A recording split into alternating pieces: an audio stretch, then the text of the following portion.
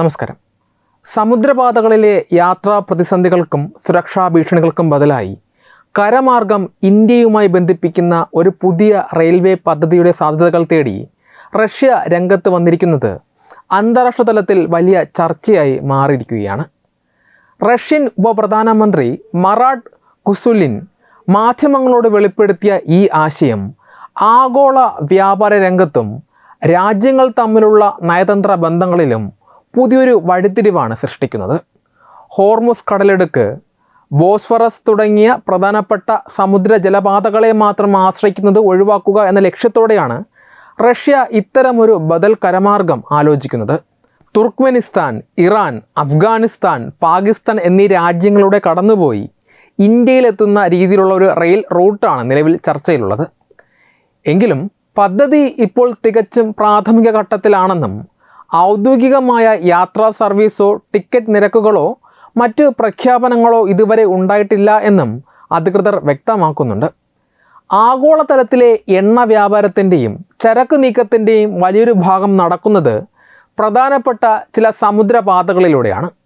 ഉദാഹരണത്തിന്, ലോകത്തിലെ എണ്ണ വ്യാപാരത്തിൻ്റെ ഏകദേശം 25% LNG കയറ്റുമതിയുടെ 20% കടന്നു പോകുന്നത് ഹോർമുസ് കടലിടുക്കിലൂടെയാണ്.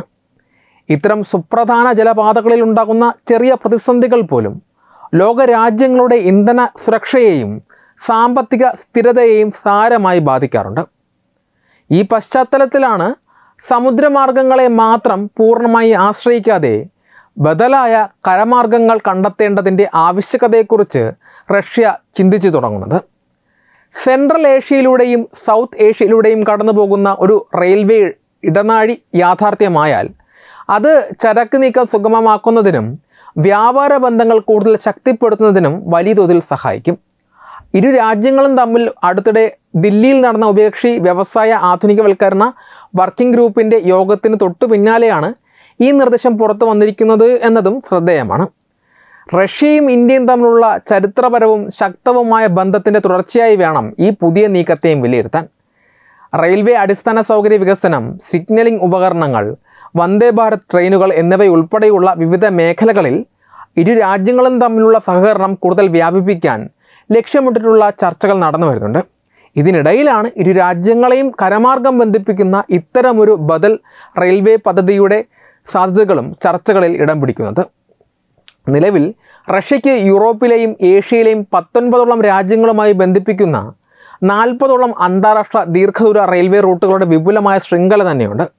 ഈ അനുഭവ സമ്പത്തിൻ്റെ കൂടി അടിസ്ഥാനത്തിലാണ് സെൻട്രൽ സൗത്ത് ഏഷ്യൻ രാജ്യങ്ങളിലൂടെ കടന്നുപോകുന്ന പുതിയ പാതയുടെ സാധ്യതകളെക്കുറിച്ച് മോസ്കോ പരിശോധിക്കുന്നത്.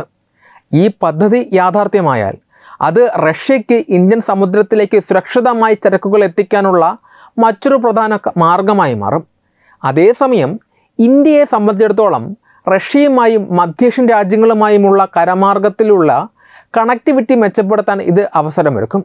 ഭാവിയിൽ ചരക്കു നീക്കത്തിന് പുറമെ വിനോദസഞ്ചാര മേഖലയിലും വലിയ മാറ്റങ്ങൾ കൊണ്ടുവരാൻ ഇത്തരം കരപാതകൾക്ക് സാധിക്കുമെന്നാണ് വിലയിരുത്തപ്പെടുന്നത്. പദ്ധതിയുടെ സാങ്കേതികവും പ്രായോഗികവുമായ കാര്യങ്ങളിൽ ഇനിയും ഒരുപാട് ചർച്ചകളും പഠനങ്ങളും നടക്കേണ്ടതുണ്ട് എങ്കിൽ കൂടി ആഗോള വ്യാപാര ഭൂപടത്തിൽ വലിയ ചലനങ്ങൾ സൃഷ്ടിക്കാൻ പോകുന്ന ഒന്നായിട്ടാണ് വിദഗ്ധർ ഇതിനെ നോക്കിക്കാണുന്നത്. ഭാവിയിൽ ഇരു രാജ്യങ്ങൾക്കുമിടയിലെ സൗഹൃദവും സാമ്പത്തിക സഹകരണവും കൂടുതൽ ഉയരങ്ങളിലേക്ക് കൊണ്ടുപോകാൻ ഇത്തരം സുപ്രധാന പദ്ധതികൾക്ക് സാധിക്കുമെന്ന കാര്യത്തിൽ യാതൊരു സംശയവുമില്ല. ഭൂമിശാസ്ത്രപരമായി ഈ പാത യാഥാർത്ഥ്യമാകണമെങ്കിൽ പാകിസ്ഥാൻ്റെ അനുമതിയും സഹകരണവും അത്യന്താപേക്ഷിതമാണ്. എന്നാൽ നിലവിലുള്ള രാഷ്ട്രീയ സാഹചര്യങ്ങളിൽ പാകിസ്ഥാൻ ഈ പദ്ധതിക്ക് പെട്ടെന്ന് അനുവാദം നൽകാൻ സാധ്യതയുണ്ടോ എന്ന കാര്യത്തിൽ വലിയ സംശയങ്ങളാണ് നിലവിലുള്ളത്. ഇന്ത്യയുമായി നേരിട്ടുള്ള റെയിൽ ഗതാഗത ബന്ധങ്ങൾ സ്ഥാപിക്കുന്നതിൽ പാകിസ്ഥാൻ എക്കാലത്തും വിമുഖത കാട്ടിയിട്ടുണ്ട്. കശ്മീർ വിഷയവും മറ്റ് തർക്കങ്ങളും കാരണം ഇരു രാജ്യങ്ങളും തമ്മിലുള്ള അതിർത്തി ബന്ധങ്ങളും വ്യാപാര ബന്ധങ്ങളും വർഷങ്ങളായി സ്തംഭനാവസ്ഥയിലാണ്. ഈ സാഹചര്യത്തിൽ തങ്ങളുടെ രാജ്യത്തിലൂടെ കടന്നുപോയി ഇന്ത്യയിലേക്ക് ചരക്കുകൾ എത്തിക്കാൻ റഷ്യയെ സഹായിക്കുന്നത് പാകിസ്ഥാൻ്റെ നിലവിലെ രാഷ്ട്രീയ നിലപാടുകൾക്ക് എതിരാണ്. കൂടാതെ അഫ്ഗാനിസ്ഥാനിലെ അസ്ഥിരമായ സുരക്ഷാ സാഹചര്യങ്ങളും പാകിസ്ഥാൻ്റെ ആഭ്യന്തര രാഷ്ട്രീയ പ്രതിസന്ധികളും ഈ റൂട്ടിലൂടെയുള്ള ചരക്കു നീക്കത്തെയും യാത്രകളെയും സങ്കീർണമാക്കും. ഇന്ത്യയും റഷ്യയും തമ്മിലുള്ള തന്ത്രപരമായ ശക്തമായ പങ്കാളിത്തത്തെ പാകിസ്ഥാൻ സംശയത്തോടെയാണ് വീക്ഷിക്കുന്നത് എന്നതും ഈ പദ്ധതിക്ക് തടസ്സമായേക്കാം. എന്നിരുന്നാലും ഈ വലിയ പ്രതിസന്ധികളെ മറികടന്ന് പാകിസ്ഥാനിൽ നിന്നും അനുമതി നേടിയെടുക്കാൻ റഷ്യയ്ക്ക് ചില ശക്തമായ നയതന്ത്ര മാർഗങ്ങൾ ഉപയോഗിക്കാൻ സാധിക്കും. ഏറ്റവും പ്രഥമമായ കാര്യം പാകിസ്ഥാൻ്റെ കടുത്ത സാമ്പത്തിക പ്രതിസന്ധിയെ മുൻനിർത്തിയുള്ള സമീപനമാണ്.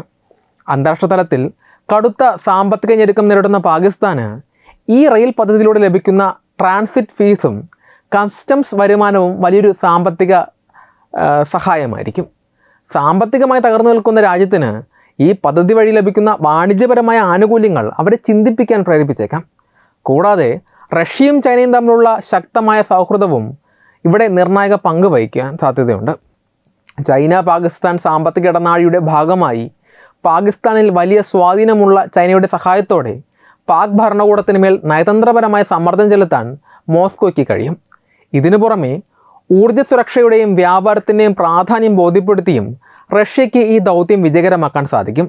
റഷ്യയിൽ നിന്നുള്ള എണ്ണയും വാതകവും കുറഞ്ഞ ചെലവിൽ സ്വന്തം രാജ്യത്തേക്ക് എത്തിക്കാനും മധ്യേഷ്യൻ വിപണികളിലേക്ക് പ്രവേശനം നേടാനും ഈ റെയിൽപാത പാകിസ്ഥാനും ഗുണകരമാണ് എന്ന് റഷ്യ ചൂണ്ടിക്കാണിക്കും. കടുത്ത ഊർജ്ജ പ്രതിസന്ധി നേരിടുന്ന പാകിസ്ഥാന് റഷ്യയുമായി സാമ്പത്തികമായി സഹകരിക്കേണ്ടത് അനിവാര്യമായതുകൊണ്ട് തന്നെ അവർക്ക് ഈ പദ്ധതി പൂർണ്ണമായി തള്ളിക്കളയാൻ സാധിച്ചെന്ന് വരില്ല. പടിഞ്ഞാറൻ രാജ്യങ്ങളുടെ ഉപരോധങ്ങളിൽ നിന്നും സമ്മർദ്ദങ്ങളിൽ നിന്നും രക്ഷ നേടാൻ ഏഷ്യൻ രാജ്യങ്ങളുമായി ശക്തമായ സാമ്പത്തിക കൂട്ടായ്മ ഉണ്ടാക്കേണ്ടത് റഷ്യയുടെ ആവശ്യമായതിനാൽ പ്രാദേശിക ശക്തികളെ ഒപ്പം നിർത്തിക്കൊണ്ടുള്ള സമഗ്രമായ നയതന്ത്ര ചർച്ചകളിലൂടെ പാകിസ്ഥാൻ്റെ സുരക്ഷാ ആശങ്കകൾ പരിഹരിക്കാൻ റഷ്യ ഇടപെട്ടേക്കാം. പദ്ധതി പ്രാഥമിക ഘട്ടത്തിൽ മാത്രമാണെങ്കിലും നയതന്ത്രപരമായ കരുനീക്കങ്ങളിലൂടെയും സാമ്പത്തിക വാഗ്ദാനങ്ങളിലൂടെയും പാകിസ്ഥാൻ്റെ അനുമതി നേടിയെടുക്കാൻ റഷ്യ ശ്രമിച്ചാൽ ഭാവിയിൽ ഇതൊരു ചരിത്രപരമായ യാഥാർത്ഥ്യമായി മാറാനുള്ള സാധ്യതയും തള്ളിക്കളയാൻ സാധിക്കില്ല.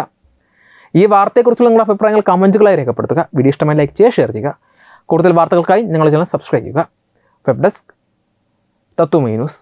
HIV അണുബാധ സന്തോഷപൂർണമായ ഒരു ജീവിതത്തിന് തടസ്സമല്ല. HIV അണുബാധയ്ക്ക് ഫലപ്രദമായ ചികിത്സ ഇന്ന് ലഭ്യമാണ്. ഇതിന് യഥാസമയം അണുബാധ കണ്ടെത്തുന്നതും കാലേക്കൂട്ടി ചികിത്സ നടത്തേണ്ടതും അത്യാവശ്യമാണ്.